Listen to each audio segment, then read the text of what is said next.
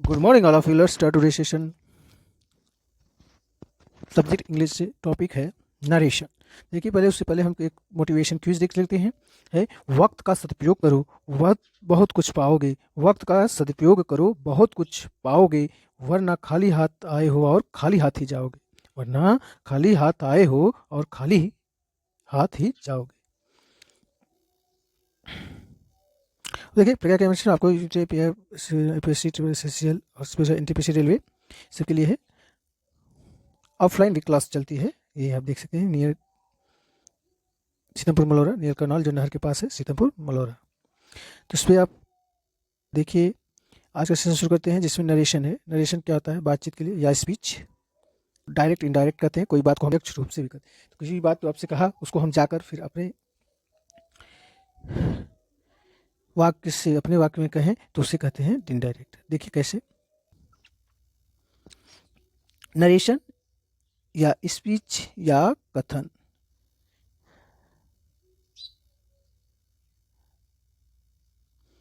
कथन, तो देखिए नरेशन या स्पीच या कथन। डायरेक्ट स्पीच या नरेशन, इनडायरेक्ट स्पीच या नरेशन। तो डायरेक्ट स्पीच एक होती है, एक इनडायरेक्ट स्पीच या नरेशन होता है। तो इसमें देखिए डायरेक्ट स्पीच में क्या होता है, जैसे ही सेज। तो डायरेक्ट स्पीच क्या होता है, ये इसमें क्या कहते हैं, इसमें देखिए एक रिपोर्टिंग होता है, एक रिपोर्टेड स्पीच होता है।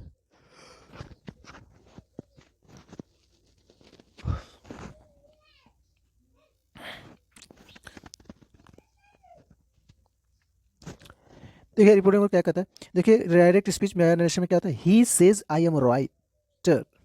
He says I am writer. तो वह कहता है मैं एक लेखक हूँ। वह कहता है मैं एक लेखक हूँ। अब इस बात को कुछ दूसरा कर रहा है, तब कह रहा है कि he says that he is a writer. Indirect speech में नरेशन में कैसे कहेगा कि वह कहता है कि वह एक लेखक है। वह कहता है कि वह एक लेखक है।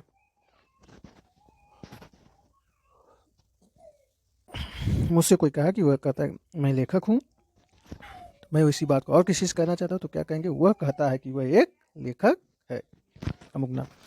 इसलिए होता है। तो डायरेक्ट स्पीच में क्या होता है, सीधी बात है, और इनडायरेक्ट स्पीच में थोड़ा सा अपने वाक्य में बात करना। देखिए इनडायरेक्ट स्पीच हो गई, देखिए फर्स्ट पार्ट जो है पूरे को, इधर देखिए इन्वर्टेड कामा में है और इधर देखिए इन्वर्टेड कामा। तो इसको पूरा रिपोर्टिंग स्पीच कहते हैं, और जो इसमें रिपोर्टेड स्पीच कहते हैं। रिपोर्टिंग स्पीच है और इन्वर्टेड कामा के अंदर को कहते हैं रिपोर्टेड स्पीच। इसको कहते हैं रिपोर्टेड स्पीच। तो रिपोर्टिंग स्पीच में देखिए क्या है, सूचना रिपोर्ट कर रहा है, तो इसमें ही क्या है, रिपोर्टर हो जाता है, और रिपोर्टिंग वर्ब सिड है। ही सिड, सिड क्या है, रिपोर्टिंग वर्ब है, और object of reporting verb. Reporting verb का ऑब्जेक्ट क्या है यहाँ पर, मी है। यानी कि कहा गया कि नरेशन है स्पीच में आपको दो पार्ट मिलेंगे, उसमें एक रिपोर्टिंग स्पीच होगा, एक रिपोर्टेड स्पीच होगा। तो रिपोर्टिंग स्पीच में होंगे, एक रिपोर्टर होगा, रिपोर्टिंग वर्ब होगी, और reporting object of reporting verb का एक ऑब्जेक्ट होगा। मतलब ऑब्जेक्ट है, कभी कभी नहीं भी हो सकते हैं। फिर इधर देखिए दिया है verb of reported speech. Reported speech का वर्ब यहाँ पर एम है।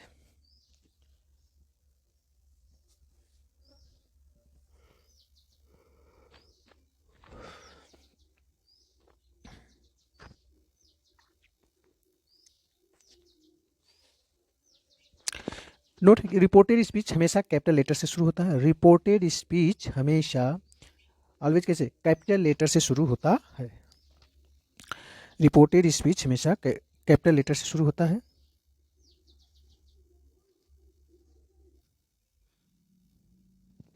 डायरेक्ट स्पीच से इनडायरेक्ट स्पीच में चेंज करने के रूल्स देख लेंगे।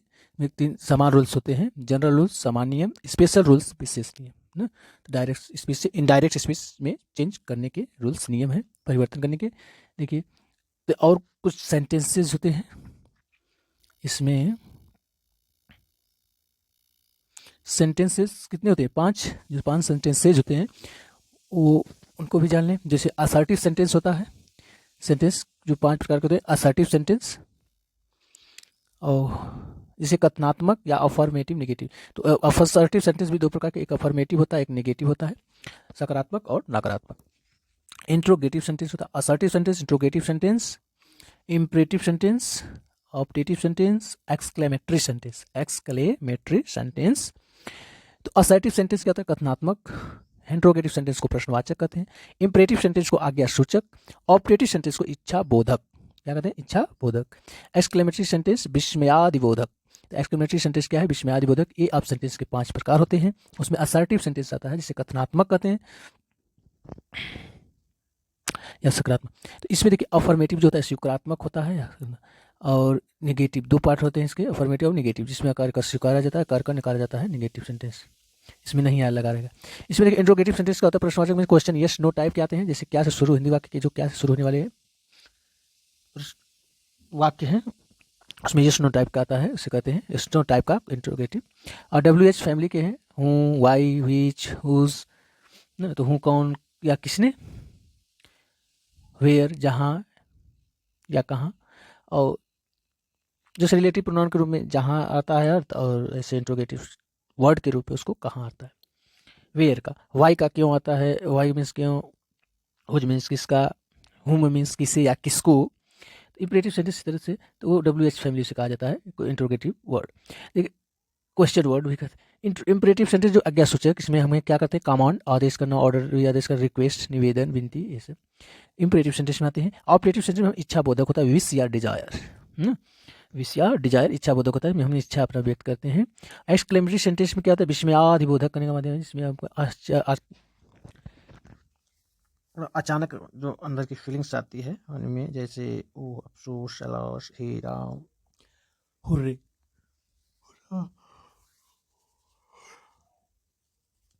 चीज़।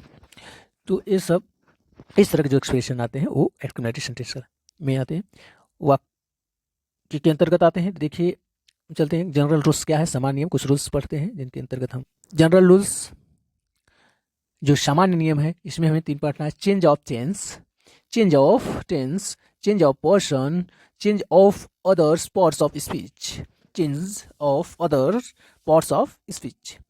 चेंज ऑफ टेंस, टेंस का परिवर्तन कैसे किया जाता है? जैसे इसमें प्रेजेंट इंडिफिनिट में है टेंस, तो उसका किस में परिवर्तन हो जाएगा? पास्ट इंडिफिनिट में। इसी तरह तो टेंस का परिवर्तन होता है। फिर चेंज ऑफ पर्सन, पर्सन जो फर्स्ट पर्सन, सेकंड पर्सन और थर्ड पर्सन है, किसके अकॉर्डिंग कौन सा पर्सन चेंज होगा। और change of other parts of speech, तो और अन्य पार्ट्स ऑफ स्पीच जैसे हैं noun, pronoun, preposition, verb, adverb, तो वर्ब भी चेंज होगा, तो उसमें किस तरह परिवर्तन होगा। ये 3 रूल हम जनरल रूल्स के अंतर्गत देखेंगे। तो चेंज ऑफ टेंस रूल देखें। Change of tense,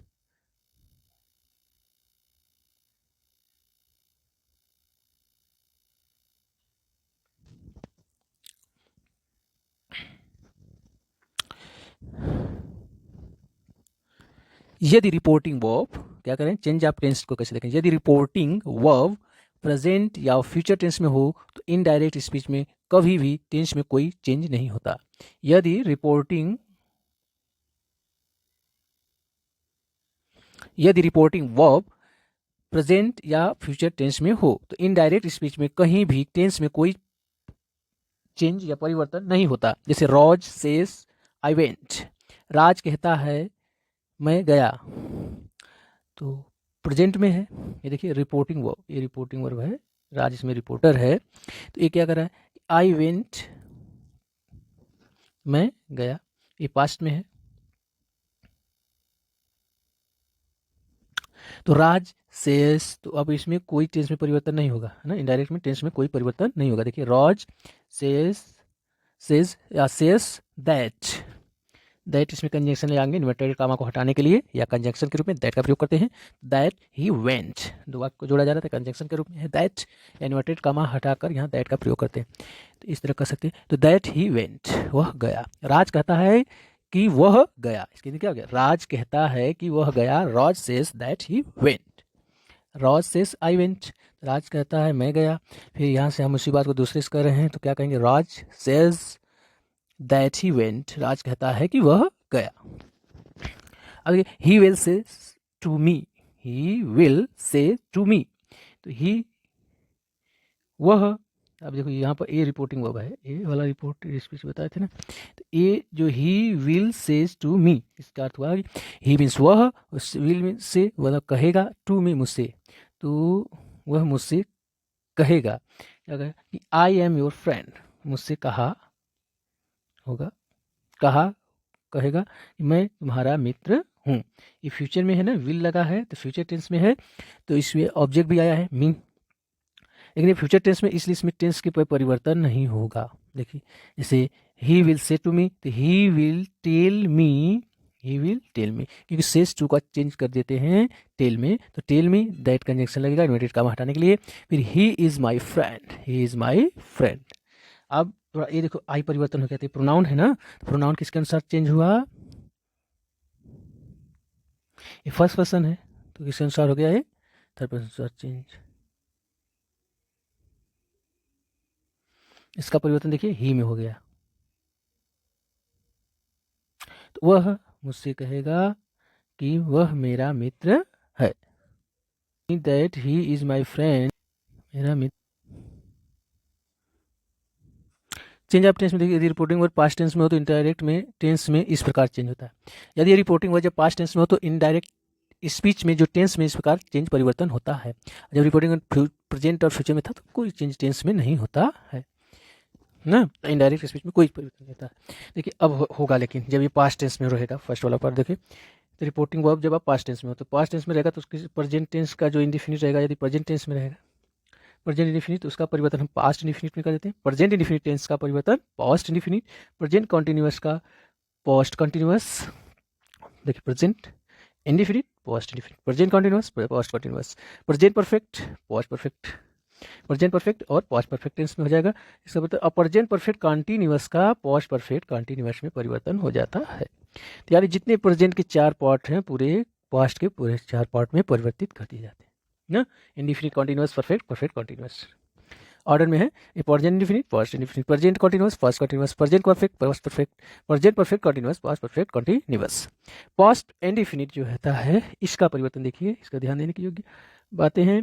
past indefinite का परिवर्तन पास्ट परफेक्ट में, और पास्ट कॉन्टिन्यूअस का परिवर्तन पास्ट परफेक्ट कॉन्टिन्यूअस में, और पास्ट परफेक्ट का जो नो परिवर्तन, नो चेंज होता है, कोई परिवर्तन नहीं था। पास्ट परफेक्ट टेंस में यदि रिपोर्टिंग वर्ब है तो उसकी टेंस में कोई परिवर्तन नहीं होगा। यदि रिपोर्टिंग वर्ब पास्ट कंटिन्यूअस में है तो उसका परिवर्तन पास्ट परफेक्ट कंटिन्यूअस में कर दिया जाएगा। यदि रिपोर्टिंग वर्ब पास्ट का इंडिफिनिट में है तो उसका परिवर्तन पास्ट परफेक्ट में किया जाएगा, उसमें टेंस में परिवर्तित करके वाक्य नेक्स्ट बनाएंगे। देखिए इसमें आपको नेक्स्ट मिलेगा, तो आप देख सकते हैं कि इस प्रकार रिपोर्टिंग वर्ड पास्ट टेंस में तो इनडायरेक्ट स्पीच में टेंस में इस प्रकार परिवर्तन होते हैं।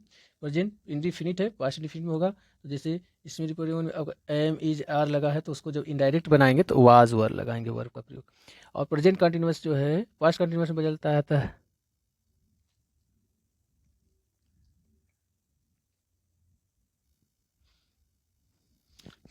एज एम इज और तो वाज वर में हो जाता है, हैज हैव का हैड हो जाता है, सेल विल है ना, तो ये सेल विल है यदि फ्यूचर है, शुड वुड हो जाता है इनडायरेक्ट में, कैन का कुड, मे का might, could should would might का कोई परिवर्तन नहीं होता है। कुड रहे हेल्पिंग वर्ब या शुड रहे या वुड रहे या माइट रहे तो उसमें कोई परिवर्तन नहीं करेंगे, लेकिन ये हेल्पिंग वर्ब ये है तो उसका माइट कर देते हैं, कैन है तो कुड कर देंगे, सेल विल है तो शुड या वुड, हैज हैव है तो हैड हो जाएगा, हैज या हैव है तो हैड, एम इज और का वॉज या वर हो जाता है। मतलब इसमें आते हैं सिंगुलर सब्जेक्ट या प्लूरल सब्जेक्ट के अनुसार इसमें लगाते हैं वो आपको। Thank you for watching, complete this video, complete this videos, see you next video. यदि आपको सेशन पसंद आया हो तो लाइक कर दीजिए और सब्सक्राइब करिए, चैनल को सब्सक्राइब भी कर लेंगे और ज़्यादा से ज़्यादा शेयर करिए ताकि और लोग लाभ मिले। जय हिंद जय भारत।